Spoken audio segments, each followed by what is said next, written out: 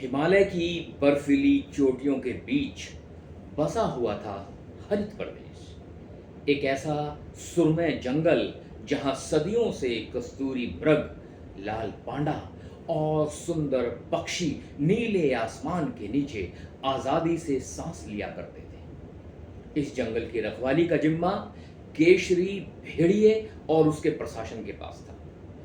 जंगल की उत्तरी सीमा पर एक चालाक विशालकाय काला ड्रैगन रहता था। ड्रैगन सीधे हमला नहीं करता था, इसीलिए उसने एक नई चाल चली। वह हर रात चुपके से सीमा में घुसता, एक एक इंच जमीन पर अपनी पूंछ टिकाता, वहां की मिट्टी को लाल रंग से रंग देता।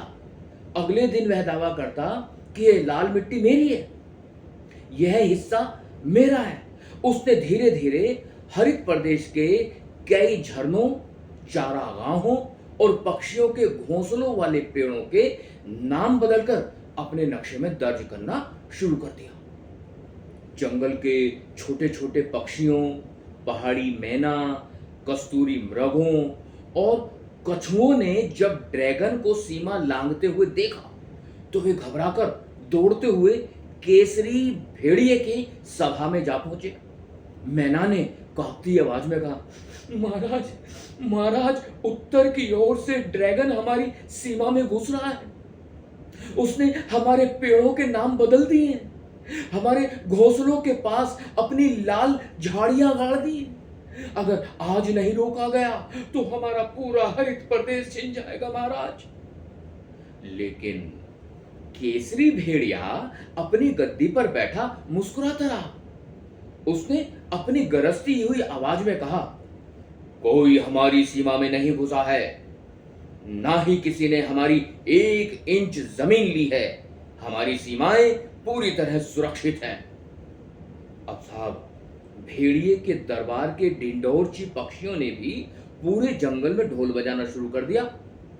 सब कुशल मंगल है, सब कुशल मंगल है।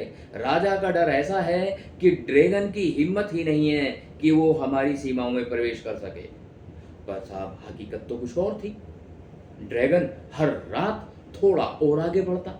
वह चुपचाप पक्के रास्ते बनाता, अपनी चौकियां खड़ी करता और सुबह होते ही भेड़िए का दरबार सिर्फ जुमलों और बयानों का आवरण ओढ़ लेता।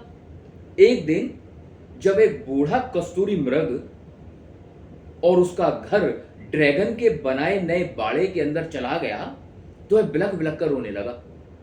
उसने शेर के दरबार में, भेड़िए के दरबार में जाकर के अपनी छील चुकी हथेली दिखाई और कहा, महाराज, महाराज, आपके दावे और बयान हमारे कटे हुए पंखों और छिने हुए आशियानों का दर्द नहीं छिपा सकते हैं।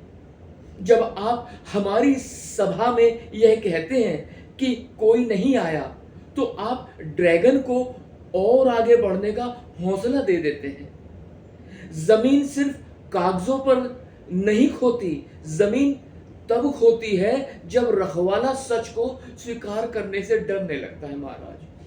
ये सुनकर सारा दरबार सन्न रह गया, भेड़िया भी सन्न रह गया।